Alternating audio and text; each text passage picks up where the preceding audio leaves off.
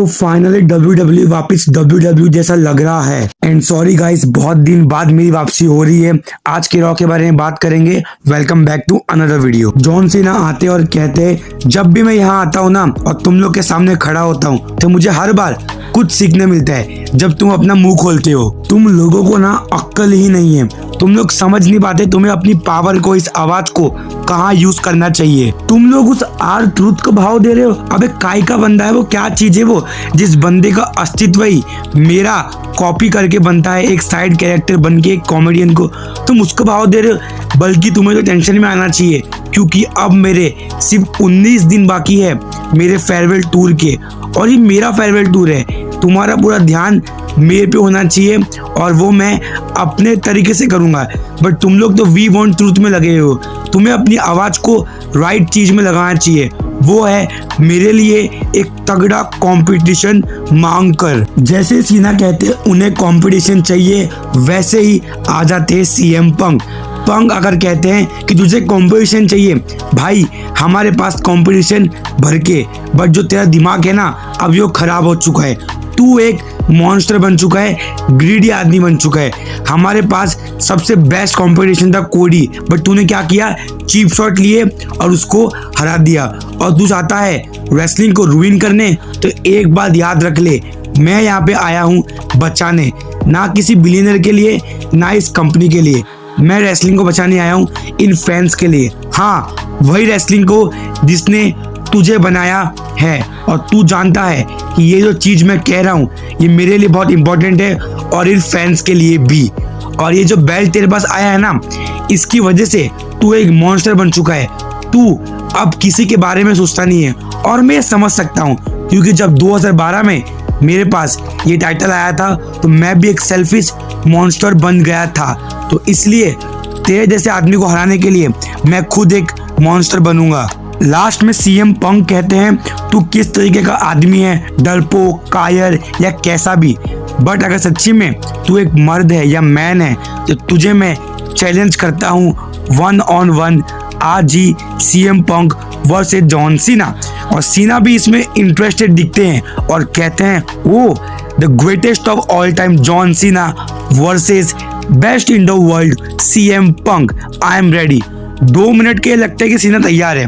फिर सीना कहते हैं टिपिकल हील वे में, बट आज नहीं। ऐसे मैचेस ना एक बड़ी जगह पे होने चाहिए, और ये मैच होगा सऊदी में नाइट ऑफ चैंपियंस में। ये कह के ये प्रोमो खत्म हो जाता है। इसके बाद मैच था Chad Gable versus AJ Styles. AJ Styles ये मैच जीत जाते। एजे स्टाइल्स का लिटरली कचरा बना दिया है भाई। और जो मैं वीडियो बना नहीं रहा था ना, वो इसलिए बना नहीं रहा था क्योंकि WWE में बहुत ही थर्ड क्लास लेवल की अभी बुकिंग चल रही है। कोई भी सुपरस्टार में दम दिख नहीं रहा, क्योंकि हाथ में होता है बुकर्स के, वो कैसे सुपरस्टार्स को दिखाते हैं। इसके बाद मैच था क्वीन ऑफ द रिंग के क्वालिफिकेशन के लिए, जिसके अंदर होती है Liv Morgan, Rhea Ripley, Kairi Sane और रॉक्सन पेरेज। इस मैच से पहले रॉक्सन पेरेज कहती है लिव को कि हम दोनों अगर टीम बनेंगे और साथ में अगर लड़ेंगे तो अच्छा होगा। लिव इसे ठुकरा देती है, बट इनिशियली मैच के बीच में ये दोनों टीम बन के रिया रिप्ली की जो धुलाई करते, लगातार रिया रिप्ली के बाजू में करते और कायरी सेन पे अटैक करते। कैसे कैसे करके ये मैच में रिया रिप्ली अपने आप को बनाए रखती है, बट एक मोमेंट के बाद वो हट जाती है और कायरी सेन पिन करने वाली होती है लिव मॉर्गन को।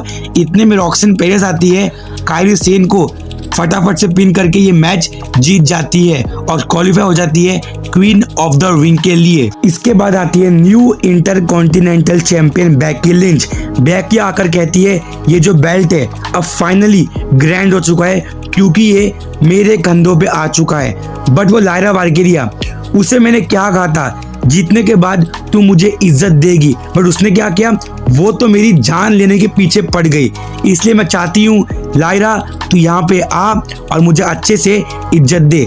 लायरा आती है बहुत गुस्से में, बट जैसे ही लायरा रिंग में घुसती है, अचानक से बेली अपना रिटर्न करती है और बेकी लिंच को अटैक कर देती है, और ये सेगमेंट होता है खत्म। और ये सेगमेंट के तुरंत बाद ही हमें अनाउंस टेबल पे दिखते हैं आर ट्रूथ, और वो आकर कहते हैं, कभी भी अगर तुम्हें कहे कि तुम्हारी आवाज, यानी पब्लिक को कहते हैं तुम्हारी आवाज में दम नहीं है, तो मानना मत। तुम्हारी आवाज और तुम्हारे प्यार में बहुत दम है और उसकी वजह से ही मैं यहाँ पर खड़ा हूँ। बट मैं यहाँ सिर्फ इसलिए खड़ा हूँ क्योंकि मैं कॉमेडियन हूँ या तुम्हें एंटरटेन करता हूँ, नहीं, अब बहुत हो गया। और R-Truth कैंची लेते हैं और अपने जो लंबे बाल है काट देते हैं और कहते हैं कि अब ये R-Truth कोई कॉमेडियन नहीं है, ये यहाँ पे आया है तुम लोग के प्यार के वजह से, और ये कोई एक कॉमेडियन ये साइड में काम करने वाला बंदा नहीं है।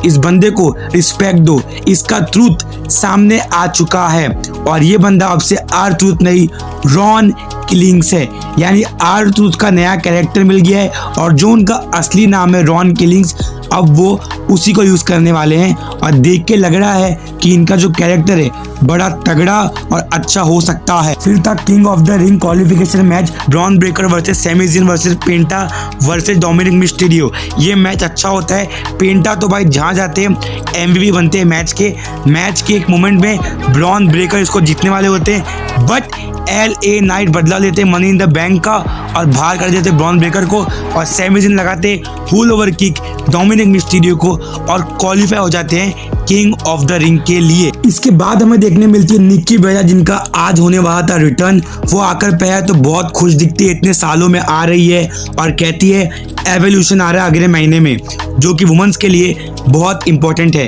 पहला जो हुआ था पेपर व्यू उसको मैंने मेन इवेंट किया था, बट अब बहुत कुछ बदल चुका है। अभी जो टैलेंट है स्टेफनी वेकर और जितने बड़े बड़े सुपरस्टार से टैलेंटेड उसका नाम लेती है, but Nikki Bella Liv Morgan का नाम नहीं लेती है। और इससे चिढ़ के लिव मॉर्गन अगर कहती है मुझे पता है तूने मेरा नाम क्यों नहीं लिया, क्योंकि तू मुझसे जलती है। मैं हूँ most time tag team champion, 2 time women's world champion और मेरी लेग्जी तेरे से बड़ी है, तो मैं समझ सकती हूँ तू मुझसे जलती है। और एक और कारण है जिसकी वजह से तूने मेरा नाम नहीं लिया, और ये कह के लिव मॉर्गन चीप शॉट लेती है निक्की बेला पे और कहती है वो है कि तेरे पास कोई मैन नहीं है। रिसेंटली निक्की बेला का डिवोर्स हुआ है और ये कह के लिव मॉर्गन टॉन्ट मारती है निक्की बेला को, बट निक्की बेला भी तगड़ा कमबैक करती है और कहती है ये बात तो तूने सही कही कि मेरे पास मैन नहीं है। बट आज जो हुआ है रॉक्सन पेरेस जीत गई है और साथ ही में जो तेरा मैन है उसको भी लेके चली गई है। और हाँ, वो जो तेरा मैन है वो एक्चुअली में है किसका, तेरा ये रॉक्सन पेरेस का। ये कहकर निकलने वाली होती है निक्की बेला और रिप्लाई में मॉर्गन कहती है लास्ट में कि हाँ आखिर तू कुछ भी कह रहे, बट तू रहेगी तो एक रियलिटी टीवी शो की दीवा ही। ये सुन के निक्की गुस्सा होती है, अटैक करने वाली होती है, बट इतने में लिव मॉर्गन लगाती है अपना स्मैक और निकल जाती है। फिर था शो का मेन इवेंट गंथर वर्सेस जे उसो। ये मैच में जे उसो इंजर्ड थे, उनकी रिब पे इंजरी थी और गंथर ये बार बार टारगेट कर रहे थे। एज यूजुअल ये मैच को गंथर ने कैरी किया, चाहे वो मूव की सेलिंग हो या मूव्स हो या अटैक हो, हर तरीके से गंथर डोमिनेट कर रहे थे। जे उसे बैकफुट पे दिखते, बीच में वो कमबैक कर रहे थे किक्स लगा के या पंचेस लगा के या थोड़े बहुत अपने मूव्स लगा के सुसाइड डाई या कुछ, बट गंथर इस मैच में पूरे तरीके से डोमिनेशन में थे। बार बार कोशिश करते हैं जे उसो कि गंथर को वापस से स्लीपर होल से टैप आउट कराए, बट ऐसा नहीं होता है। और जब हमें लगता है कि एक टाइम पे ऑलमोस्ट जे उसो हार गए, वहाँ पे जे उसो करते कमबैक, लगाते हैं फॉक्स स्प्लैश और इसके बाद भी बच जाते हैं गंथर। और जब वापस से जे उसो फ्रॉग स्प्लैश लगाने वाले होते हैं, गंथर हटते हैं, पावर बम लगाते हैं, बट जे उसो ही बच जाते हैं। और फिर होता है लगातार स्लीपर होल्ड की बारिश। गंथर लगातार जे को स्लीपर होल्ड देते हैं, बार बार जे बचते हैं, रिंग के पास जाते हैं, उठते हैं, फिर गिराते हैं, फिर उठते फिर गिराते। एक बार जे उसो भी गंथर को स्लीपर होल्ड देते हैं, बट गंथर बड़े इजीली इससे निकल जाते हैं। और आखिर में होता है शॉकिंग, गंथर फिर से देते हैं स्लीपर होल्ड। जे उसो कम से कम 5 से 6 बार छूटने के बाद 7वीं बार स्लीपर होल्ड के ऊपर अनकॉन्शियस हो जाते हैं और ये मैच जीत जाते हैं Gunther and your new world heavyweight champion. आज का रॉ बहुत तगड़ा था, टाइटल चेंज हुआ है, शुरुआत में आइकॉनिक फ्यूड हुई है, निक्की बेला का रिटर्न हुआ है, रॉक्सन पेरेस जीत गई, बहुत ही अच्छा रॉ था। बाकी अब से वीडियोस रेगुलर आएगी, ये मेरा वादा है, मैं रुकने वाला नहीं। प्लीज सपोर्ट करो, ऐसे वीडियोस बनाने में मेहनत लगती है।